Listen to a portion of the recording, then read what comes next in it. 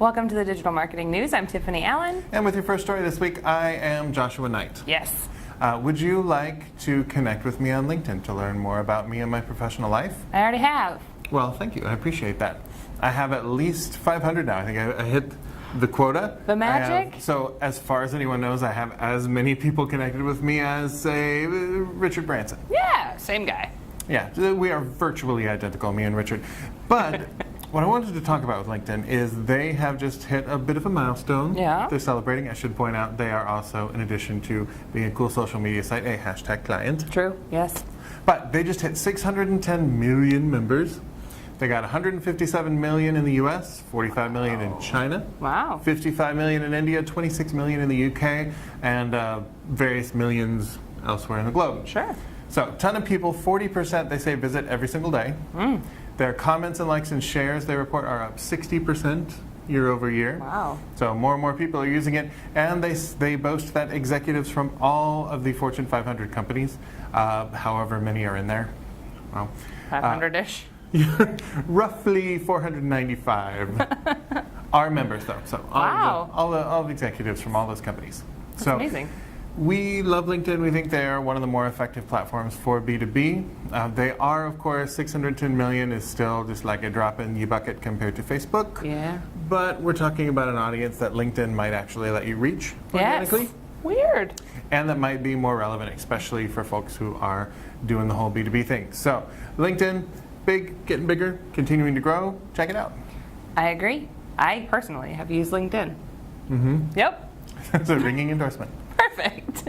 Okay, so I have some data about customer experience to tell you about. Mm-hmm. Are you ready? I love data. Okay, so according to Dimension Data's 2019 Global Customer Experience Benchmarking Report, say that any times fast, shows some really exciting stats among customer experience leaders. All right. So when asked how well are your strategy and operating models aligned to delivering and optimizing customer experience, like 70% weren't all in, which isn't great. 30.5% said employees take accountability for delivering against CX guidelines, and leadership is championing customer experience, so organization-wide leadership. So that's exciting, meaning that these folks that are really taking it to heart are using their management team, their senior leadership team as really the driving force behind it. 16% said that CX functions share accountability with the CX leadership team specifically. So it's still a little bit siloed, but it's not terrible. And then 22.1 said that CX is owned by individual business functions, and 31.3% said CX is seen as relevant in some business functions only. Because only some of the business is concerned with having customers. Right, or giving them an experience that makes them return. Exactly. Any of those items. So what's interesting about this too is that tech and analytics and data are really informing these strategies on the go forward. So over the next 5 years, 55-ish% said that they would rely on customer analytics to help shape their capacity over the next 5 years to deliver on good customer experience. Makes sense. How are they currently using your business and your products, that sort of thing. And 43.4 said AI. Oh. So robots. And the rest of them said, hey, I am not sure. I don't really know. What was interesting is the last thing on the list was cybersecurity threats. Like, we're going to use cybersecurity threats to inform our decision making. Fair. Fair enough. No, I get it though, and the customer experience piece, it's interesting that people don't see that as just vital to every single part of the organization. We've been talking quite a bit recently on our blog and with clients about how customer experience is a marketing function too. It is. Because guess what? Customers, revenue, business. Business existing, customer experience. Right, all of those things in a little circle, maybe. A beautiful, like the circle of experience. Yes. Speaking of circles, Yes. social circles on Facebook. Go on. Facebook introduced a new type of targeting, which if you think about it, target is just two circles. At least two. Yeah, so speaking of circles, that is by income bracket based on zip codes. Oh. So you can choose the income level that you want to target based on where the income falls percentage-wise in a specific zip code. So top 5% or top 10, or top 10, top 25, that kind of thing. It only goes down to top 25 because presumably below that you're just not marketing to them because, I mean, come on. Right. So this is interesting in light of the fact that Facebook is constantly getting into trouble for how it uses data, but it insists that for this product, all of this income data is based on public information. Right. So not stuff that they are relying on their people to report, not third-party data. So it's all above board, and you're also able with this to customize your creative as you're targeting based on the products and needs that people in each bracket tend to have. Cool. Whether that is a yacht or a fancy chocolate or a yacht made out of fancy chocolate. Yacht problems. Yeah. I thought it was interesting too, just as an aside, the top 10% of income by zip code gets you 18.2 million people to market at. Wow. So lots of folks on Facebook with lots of money, might as well get at them. Yeah. You know, sometimes when I'm watching TV, I scroll through Facebook on my phone. Who would ever? Right? Because I have such a hard time finding items that I would like to watch. Yeah, this is my very first okay segue. So YouTube is trying to help watchers of YouTube videos solve that problem by expanding its test of their Explore tab. So this was previously released in their mobile app, their iPhone app last year, basically an Explore tab, kind of like Instagram-esque in look and feel. So they're aiming to introduce users to a diverse set of personalized recommendations, and they can easily find something new to watch. So it's not necessarily based on what YouTube has typically used in the past, which is like past experience, what you typically watch, things that are associated with that. But it's also showing kind of smaller up-and-coming YouTube creators in this whole shebang, which is exciting.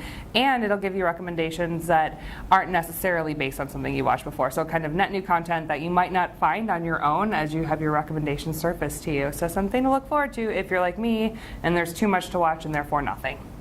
Right. Right. Definitely a good alternative to just sitting and scrolling and going, do I want to watch The Marvelous Mrs. Maisel? Everybody said it was good, but I don't know if I'm prepared.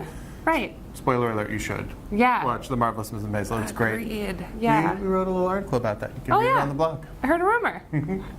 But speaking of social media tools and the companies that are using them, even if we weren't, there was a new report that just came out from the University of Massachusetts at Dartmouth. Or Dartmouth, if you're less fancy. That is called Reassessing Both Social Media Tools and Paid versus Free Social Advertising, the Evolving 2018 Inc. 500.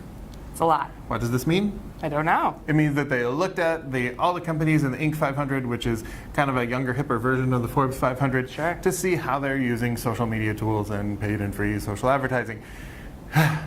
They found out. In 2017, 96% of these companies were using at least one social media platform. Wow. In 2018, 94%. Huh. So a couple of folks were like, social media, done. They're done. Over it. They found that also LinkedIn and Facebook are currently listed as the most effective for all these 500 folks, and the least were Twitter and YouTube. Huh. So I found that fascinating. Twitter is super busy still. Yeah. But I can see that it is tricky to get engagement on there in an organic way. Yep. They found, though, that the use of LinkedIn and Facebook, even though they are the most effective, both experienced double-digit declines in the percentage of people using them in 2018. And that Facebook then replaced LinkedIn as the most utilized platform. Wow. So I find this interesting. It's a little counterintuitive. It's like, here are the things that are most effective. We are also using them less.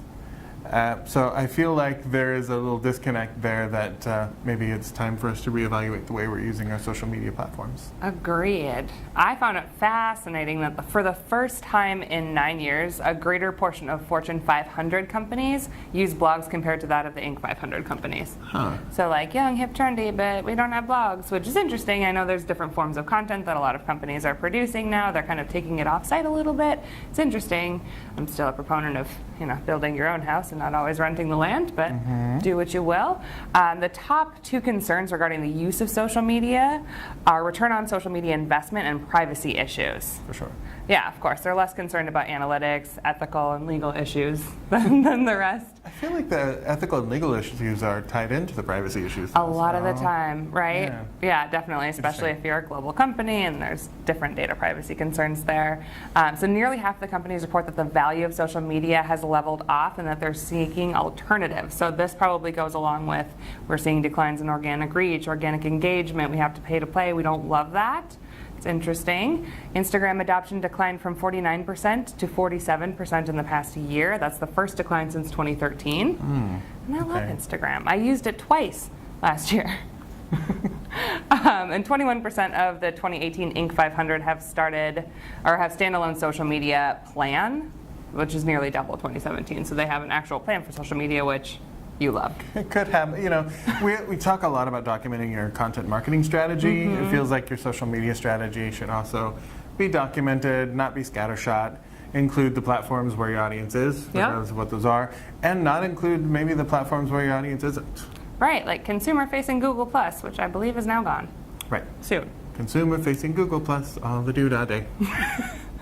Well, that is all the news that we have for you today. Where and can you songs. go from there, really? We'll be back next week with more news for you. If you want more in the meantime, you can follow me on Twitter at Tiffani Allen or TopRank at TopRank. Yep, and you can find me on Twitter at Nitewrites, that's Nitewrites. And if you enjoy our videos or hate them but can't stop watching, please click the subscribe button down below and make sure to ring the bell so that you'll get notifications when we do cool content. If you want to learn more about any of the other stuff we talked about, it's toprankblog.com. And thank you very much for tuning in. See you next week.